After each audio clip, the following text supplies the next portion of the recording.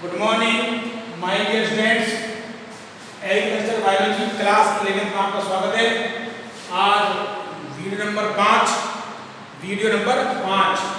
दूसरा चैप्टर शुरू करते हैं। पाठ है कोशिका एवं कोशिका चक्र, पाठ 2।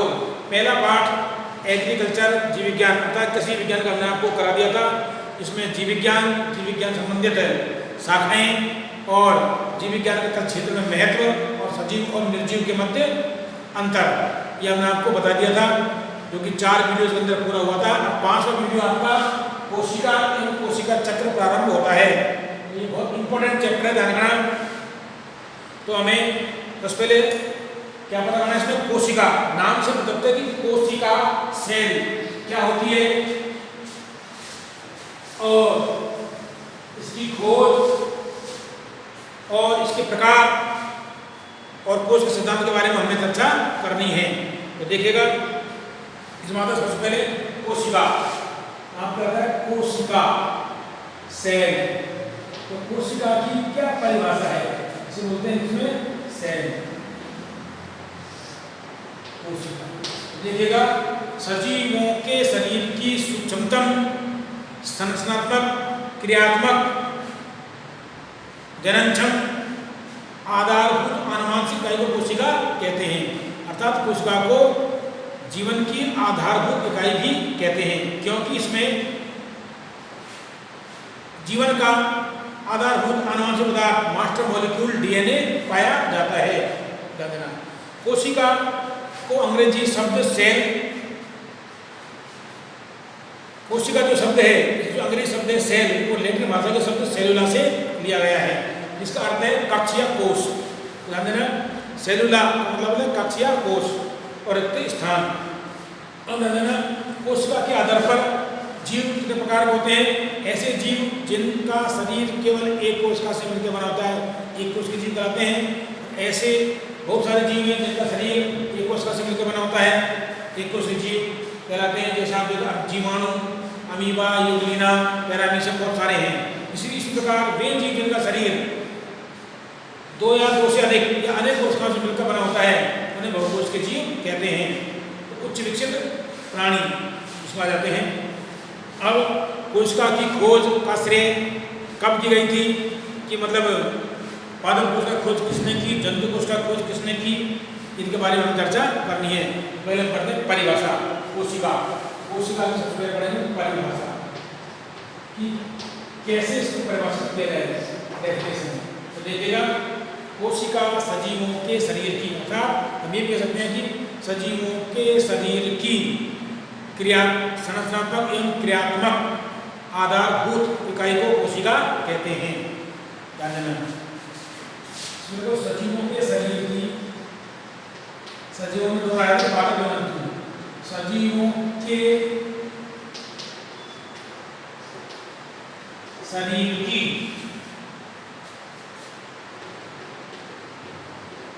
संरचनात्मक एवं क्रियात्मक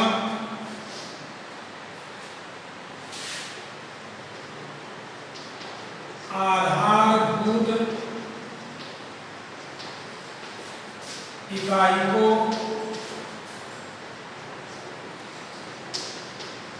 कोशिका कहते हैं। क्या कहते हैं? सजीवों के शरीर की संरचनात्मक एवं क्रियात्मक आधारभूत इकाई को कोशिका कहते हैं। हम इसको अगर विस्तार से पढ़ें तो सजीवों के शरीर की सूक्ष्मतम संरचनात्मक, क्रियात्मक, जननक्षम और आनुवंशिक आधारभूत इकाई क्या कहलाती है? कोशिका कहलाती है। लेकिन लंबी हो जाती है, ये सही है कि सजीवों के शरीर की संरचनात्मक एवं क्रियात्मक आधारभूत इकाई कोशिका कहते हैं। ध्यान देना, कोशिका को जीवन की आधारभूत इकाई भी कहते हैं। कोशिका को जीवन की आधारभूत इकाई आधार इकाई, बेसिक यूनिट ऑफ लाइफ, क्या कहेंगे, बेसिक यूनिट ऑफ लाइफ, जीवन की आधारभूत इकाई भी कहते हैं, क्योंकि इसमें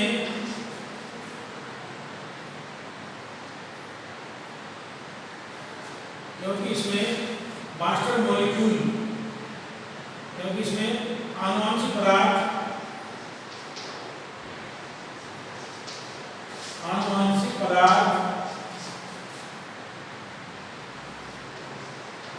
के रूप में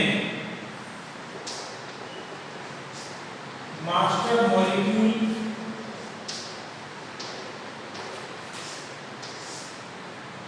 डीएनए, मास्टर मॉलिक्यूल डीएनए पाया जाता है। क्या पाया जाता है? मास्टर मॉलिक्यूल डीएनए पाया जाता है, मतलब मॉलिक्यूल डीएनए डीऑक्सीराइबोन्यूक्लिक अम्ल जो कि आनुवंशिक पदार्थ होता है सजीवों का। तो कोशिका को जीवन की आधारभूत इकाई, बेसिक यूनिट ऑफ लाइफ भी कहते हैं। तो कहते हैं जो इसमें आनुवंशिक पदार्थ के रूप में मास्टर मॉलिक्यूल डीएनए पाया जाता है। अब ध्यान देना, कोशिका का अंग्रेजी शब्द सेल लैटिन भाषा के शब्द सेलुला से लिया गया है, जिसका अर्थ है कोश। तो आगे देखेंगे जो कोशिका शब्द है सेल, वो अंग्रेजी भाषा का शब्द है और लैटिन भाषा के शब्द सेलुला से लिया गया है, जिसका मतलब होता है कोश या कक्ष या रिक्त स्थान। तो देखिएगा, कोशिका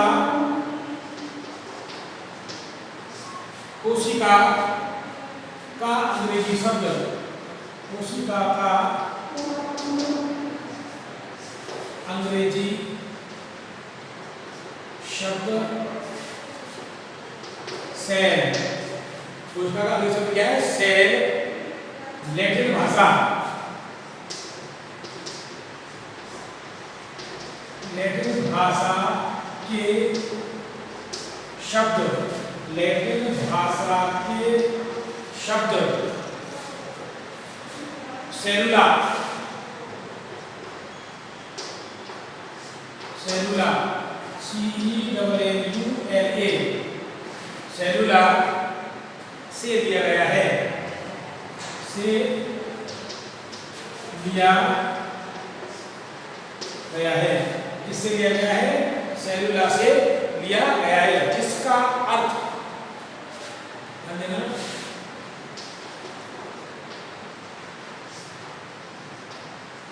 जिसका अर्थ क्या होता है? कक्ष या कोश, जिसका अर्थ कक्ष या कोश होता है। अर्थात ये कह सकते हैं, अर्थात सेलुला CELLA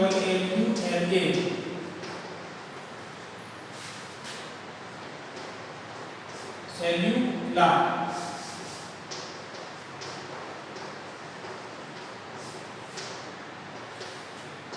सेलुला का मतलब होता है एक कक्ष,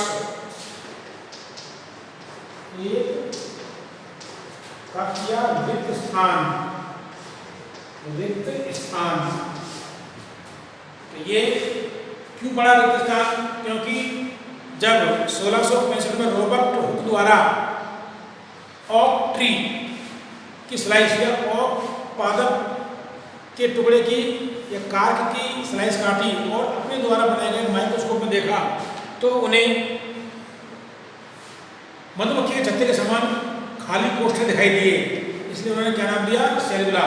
तो बाद में यह नाम हो गया सेल, अर्थात खाली स्थान या रिक्त स्थान। तो देखिएगा खोज के बारे में, कोशिका की खोज। अब खोज के बारे में हम बताते हैं, क्योंकि कोशिका की खोज का श्रेय रॉबर्ट हुक को दिया जाता है, क्योंकि इन्होंने सबसे पहले इसको अवगत कराया था। जबकि रॉबर्ट हुक ने मृत कोशिका खोज की थी, मृत पादप कोशिका की खोज डेड सेल की। इसे क्या नाम दिया गया था? वास्तव में कोशिका की जो मृत भित्ति होती है, क्या बोलते हैं उसको, कोशिका भित्ति की खोज की थी रॉबर्ट हुक ने। तो खोज के बारे में इसको देखते हैं, खोज के बारे में देखते हैं। कोशिका की खोज सन 1665 में रॉबर्ट हुक द्वारा की गई। कोशिका की खोज 1665 में रॉबर्ट हुक द्वारा की गई। इन्हीं को दे रहता है खोज का श्रेय, रॉबर्ट हुक द्वारा की गई। तो इन्होंने क्या देखा कि रॉबर्ट हुक ने संयुक्त सूक्ष्मदर्शी में कॉर्ड की स्लाइस में दिखाई देने वाले छोटे छोटे कोष्ठकों को सेलुली नाम दिया। वास्तव में रॉबर्ट हुक ने उसके भित्ति को देखा था। तो आप सब देखें कि रॉबर्ट हुक इनकी पुस्तक की माइक्रोग्राफी उल्लेख है कि रॉबर्ट हुक ने क्या किया? रॉबर्ट हुक ने संयुक्त सूक्ष्मदर्शी में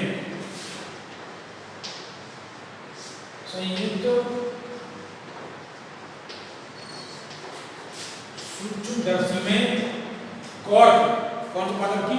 कॉर्ड की पतली स्लाइस, कॉर्ड की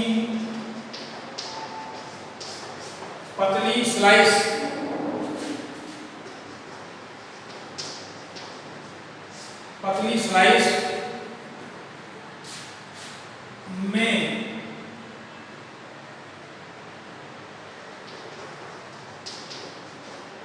दिखाई देने वाले कोष्ठकों, दिखाई देने वाले छोटे छोटे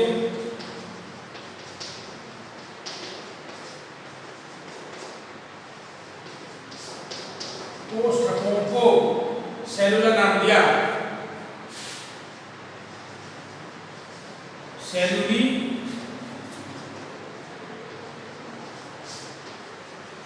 नाम दिया। क्या नाम दिया? सेलुली नाम दिया। वास्तव में रॉबर्ट हुक ने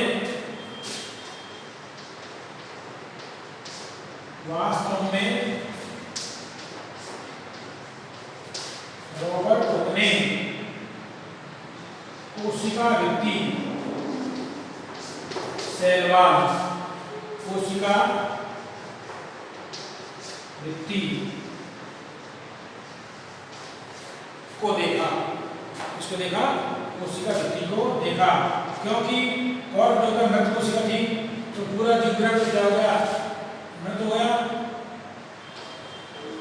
और क्या दिखा दिया? मात्र सेलुला कोष्ठक देने का नाम दिया, सेलुला बाद में सेल नाम दिया गया। तो देखो कैसे कह दिए कि रॉबर्ट हुक ने संयुक्त सूक्ष्मदर्शी में और की प्रति स्लाइस में दिखाई देने वाले छोटे कोष्ठकों को सेलुला नाम दिया। वास्तव में रॉबर्ट हुक ने कोशिका भित्ति को देखा, अर्थात कोशिका को नहीं, कोशिका भित्ति को देखा, क्योंकि जो कॉर्ड था शुष्क था और शुष्क में पूरी कोशिका मृत हो गई थी। तो देखो कैसे दिखाई दिया। अब इस स्लाइड में आपको इस टाइप कोष्ठक दिखाई दिए।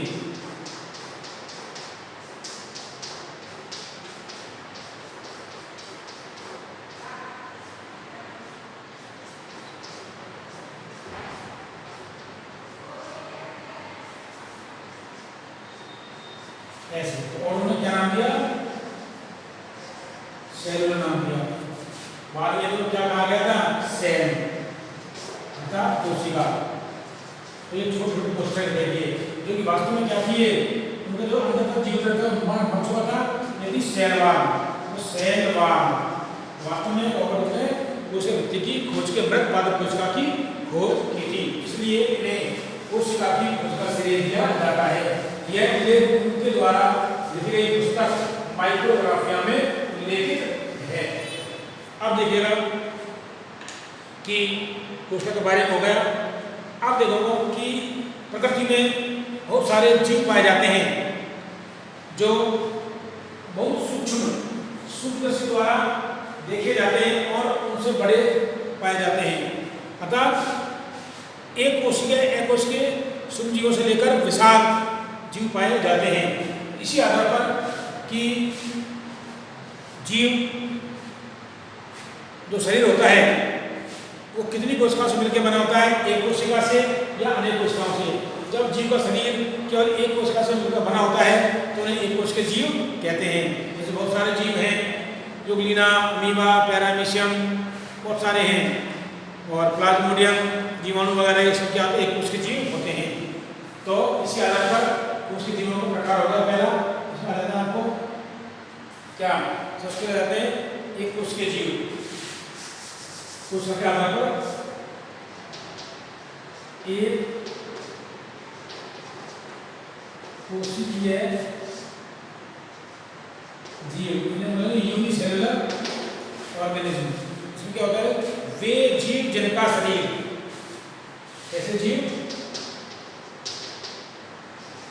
वे जीव ऐसे जीव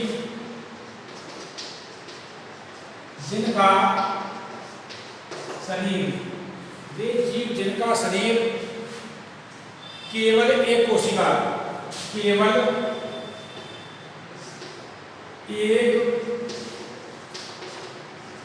कोशिका से, केवल एक कोशिका से क्या होता है, मिलकर बना होता है। केवल एक कोशिका से मिलकर बना होता है तो उन्हें कहते हैं, केवल एक कोशिका से मिलकर बना होता है तो उन्हें एक कोशिकीय जीव कहते हैं। तो उन्हें एक कोशिकीय जीव कहते हैं। जैसे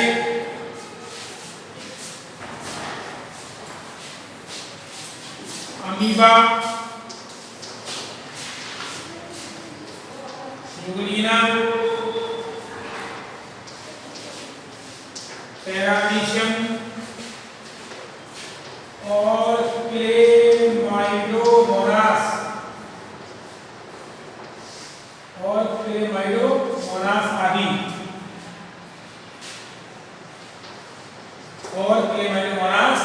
आदि, ये क्या होते हैं, एक कोशिकीय जीव होता है।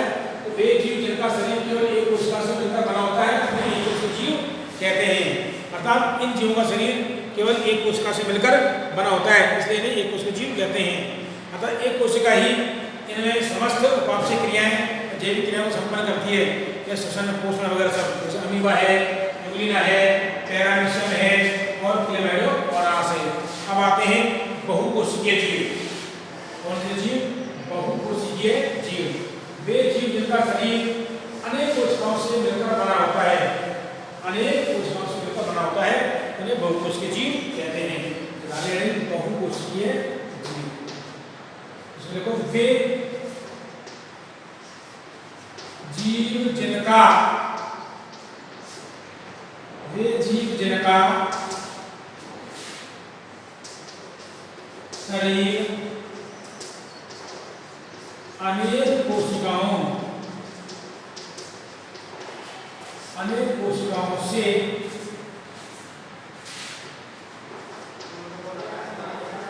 मिलकर बना होता है तो उन्हें बहुकोशिकीय जीव कहते हैं। तो उन्हें बहुकोशिकीय जीव कहते हैं। जैसे ध्यान दीजिएगा, मनुष्य उच्च विकसित प्राणी, उच्च विकसित प्राणी, जैसे मनुष्य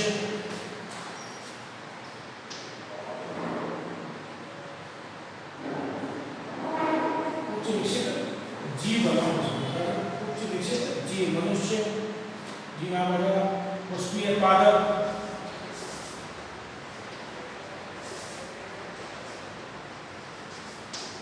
पुष्पीय पादप आदि बहुत सारे रोग उसके जीव होते हैं। ध्यान दीजिएगा। अब आता है कि वास्तव में रॉबर्ट हुक ने वह पादप कोशिका की खोज की थी, उसमें भी कोशिका भित्ति की खोज की थी। अब प्रश्न होता है कि जीवित पादप कोशिका की खोज किसने की थी? उसमें आता है मालती की, ग्रुप और मालती के द्वारा की गई। लेकिन उससे पहले ध्यान देना कि जीवित कोशिका वास्तव में लिविंग सेल्स की खोज किसके द्वारा की गई थी?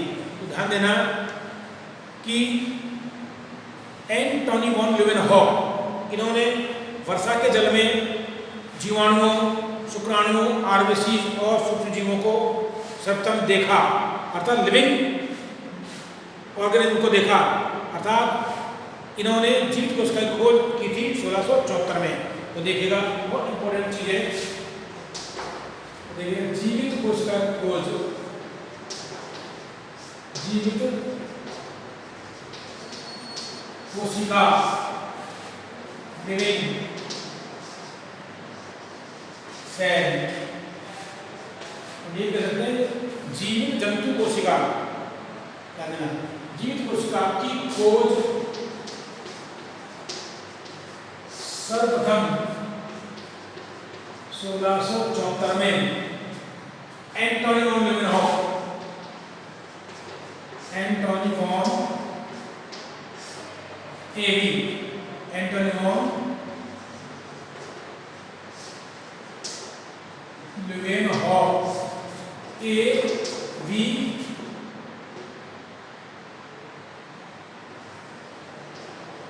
ल्यूवेनहॉक, एंटोनी ल्यूवेनहॉक द्वारा की गई, एंटोनी ल्यूवेनहॉक द्वारा की गई। तो इन्होंने क्या देखा? इन्होंने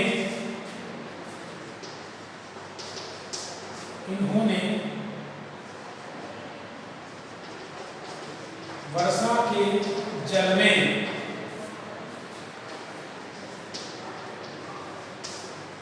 जीवाणुओं, शुक्राणुओं,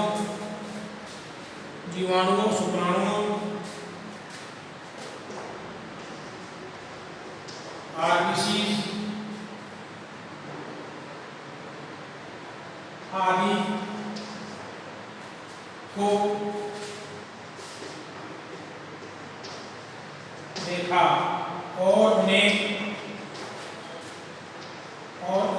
एनिमल क्यूल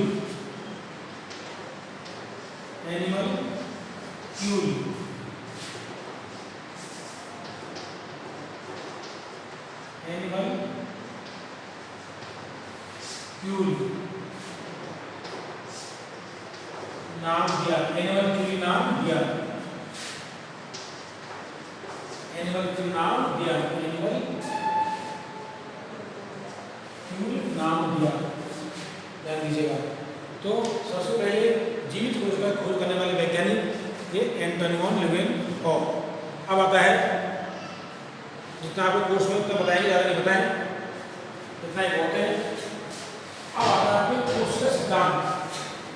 वास्तव में कोशिका सिद्धांत क्या है?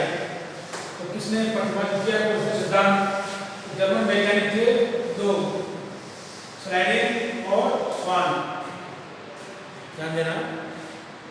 अब आता है कोशिका सिद्धांत, सेल थ्योरी, कोशिका सिद्धांत, सेल थ्योरी,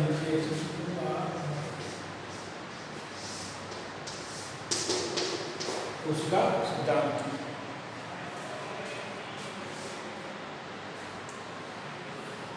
ध्यान देना कोशिका सिद्धांत। कोशिका सिद्धांत का प्रतिपादन स्लाइडेन एवं स्वान ने 1838 एवं 1839 में किया। उन्होंने बताया कि सजीव पादप एवं जंतु का शरीर कोशिकाओं एवं उनके उत्पादों से मिलकर बना होता है। ध्यान दीजिएगा, कोशिका सिद्धांत, ध्यान देना, कोशिका सिद्धांत का प्रतिपादन कोशिका सिद्धांत का प्रतिपादन सन 1838 एवं 1839 में स्लाइडेन एवं स्वान द्वारा किया गया। स्लाइडेन एवं स्वान के द्वारा किया गया। किसके द्वारा किया गया था कि कोशिका सिद्धांत का प्रतिपादन स्लाइडेन एवं स्वान के द्वारा किया गया था 1838 एवं 1839 में, लगभग सेम समय में ही लगभग। तो देखिएगा, तो इनके अनुसार क्या कहता है जो सिद्धांत, उन्होंने बताया, उन्होंने या इन्होंने बताया कि सभी सजीवों अर्थात पादप व जंतुओं का शरीर, सभी पादप व जंतुओं का शरीर कोशिकाओं